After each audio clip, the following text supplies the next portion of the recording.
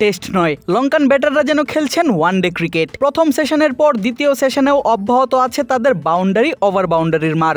Opening জুটি ভাঙতে পারলেও তাতে লাভ হয়নি খুব একটা। অবশ্য তাইজুলের শিকার করা ওই এক উইকেট ছাড়া দ্বিতীয় সেশনে বলার মতো কিছুই নেই বাংলাদেশের।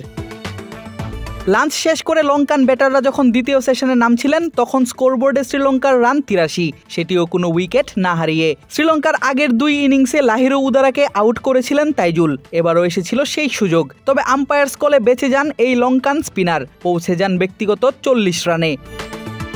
তবে সেবার বাঁচলেও লাঞ্চের পর আর বাঁচতে পারেননি এই ব্যাটার। লেগ বিফোর উইকেটে শেষমেশ হারিয়েছেন উইকেটটা, সেটিও তাইজুলের বলে। এ নিয়ে ৩ ইনিংসের ৩বারই উদারা আউট হয়েছেন তাইজুলের বলেই। ৩ ইনিংসেই তাইজুলই বাংলাদেশকে এনে দিয়েছেন প্রথম ব্রেক থ্রু।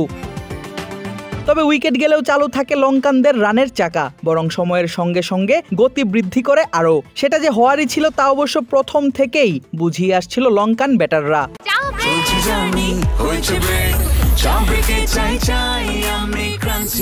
যে কোনো চা ব্রেকে বিস ক্লাব ড্রাই কেক, চায়ের সাথে আয়েশ। প্রথম ইনিংসে বাংলাদেশের ২৪৭ রানের জবাবে ব্যাট করতে নামে শ্রীলঙ্কার ২ ওপেনার লাহিরু উদারা এবং পাথুম নিসাঙ্কা। আর ইনিংসের প্রথম বলেই নিসাঙ্কা হাকান ৪। চলতে থাকে ২ ওপেনারের আক্রমণাত্মক ব্যাটিং।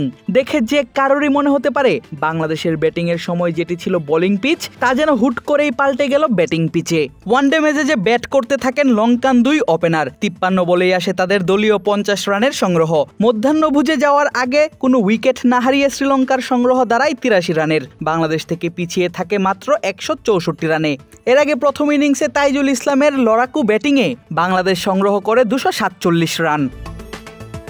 ৮ উইকেট হারিয়ে স্কোরবোর্ডে ২২০ রান নিয়ে কলম্বো টেস্টের দ্বিতীয় দিনে মাঠে নামে বাংলাদেশ। টেলেন্ডের ২ ব্যাটার তাইজুল ইসলাম এবং ইবাদত হোসেন ব্যাট হাতে নামেন নামের পাশে যথাক্রমে ৯ এবং ৫ রান নিয়ে। প্রথম ওভারেই তাইজুলের বাউন্ডারি বার্তা দিচ্ছিল যত দ্রুত সম্ভব কিছু রান যোগ করে ইনিংস শেষ করতে চায় টাইগাররা।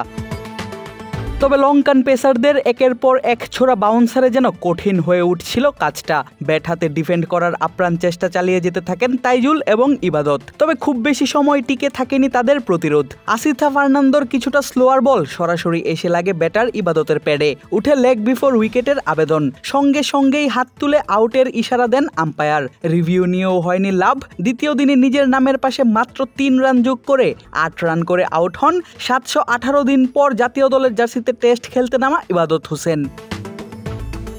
এরপর ব্যাট হাতে নাহিদ রানা নামলে অপেক্ষা শুরু হয় অল আউটের। যদিও এক প্রান্তে নিজের ব্যাট চালানোটা ঠিকই চালু রাখেন তাইজুল, আসে বাউন্ডারির মারও। ৭৭ ওভারে তাইজুল পান নতুন জীবন। ঠিক পরের ওভারেই রিভার্স সুইপ আর ডাউন দ্য উইকেটে এসে খেলে আদায় করে নেন টানা ২ বলে ২ বাউন্ডারি। তবে সোনাল দিনুসার বলে তাইজুল ক্যাচ আউট হলে বাংলাদেশের ইনিংস থামে ২৪৭ রানেই।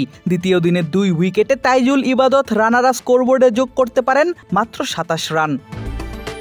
এর আগে টপ অর্ডার এবং মিডল অর্ডারের ব্যাটাররা দেখে ব্যর্থতার মুখ। কেউই পৌঁছাতে পারেননি ব্যক্তিগত ৫০ রানের ঘরে। এনামুল ০, মমিনুল ২১ এবং শান্ত ৮ রান করে আউট হলে মুশফিক, লিটন এবং মিরাজ করেন যথাক্রমে ৩৫, ৩৪ এবং ৩১ রান। প্রথম ইনিংসে বড় সংগ্রহ করার স্বপ্ন তখনই শেষ হয়ে যায় বাংলাদেশের। দলের হয়ে সর্বোচ্চ ৪৬ রান করেন ওপেনার সাদমান ইসলাম।